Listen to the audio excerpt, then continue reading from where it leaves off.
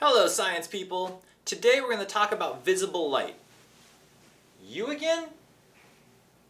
Are those rhinos on your shirt? You think that just because you teach biology, it's okay to wear animal print shirts every day? You want to do this? Bring it, science boy! Is that a red lightsaber? I laugh at your red lightsaber. Don't you know blue light travels at a higher frequency? You're still stuck in Newtonian physics. You forgot that light's also a photon. Don't act like you understand quantum physics. Mine actually just ran out of batteries or magic crystals or whatever these run on. Can we do this a different time? Let's talk about light. When we have white light, what we're really getting is all of the visible light that humans can see. So we have something called the electromagnetic spectrum. Within the electromagnetic spectrum, we have something called the visible light spectrum. And the visible light spectrum is all of the colors of light that we can see. There are colors of light that we can't see, like infrared or ultraviolet. Those are colors that we can't see. And so we're going to talk about white light and visible light.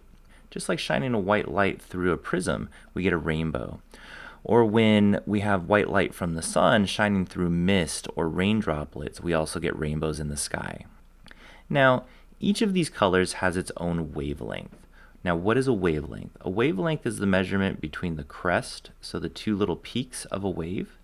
And if you measure that, red, the color red, the wavelength for it is going to give you around 700 nanometers. And if we look at blue in contrast, we're going to get around 470 nanometers. And so blue has a much shorter wavelength. But because light travels at the same speed, what ends up happening is blue has a much higher frequency. What does that mean? Let's say that there's a point right here that we're measuring.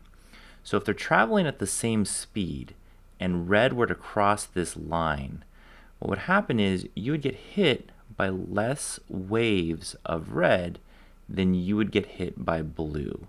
You're going to get hit by a lot more blue waves in the same amount of time compared to red light. So how does that translate?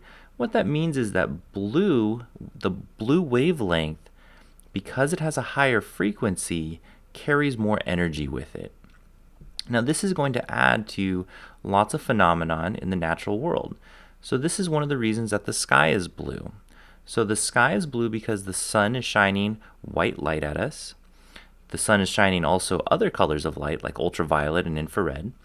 But when it comes to the visible light, the sun is shining white light at us. And when all of these colors of light hit our atmosphere, because blue is a higher energy wavelength, because it's much smaller than red, what's going to happen is the blue wavelength is going to bounce around our ozone and through our atmosphere. So it's going to scatter throughout the sky, giving us a blue sky. Now, the same thing, similar, kind of happens with the ocean. What's going to happen is white light is going to hit the ocean, and what's going to happen is the red light is going to be absorbed by the water, leaving the blue light to scatter and bounce around in the ocean. So the water is absorbing the larger wavelength of light and leaving the shorter wavelengths of light to bounce around and scatter. And we're going to talk a little bit more about that in our next video. But this is a good introduction on the wavelengths of light and what the visible light spectrum really is. This will lead us into topics like photosynthesis, camouflage, and talking more about the ocean.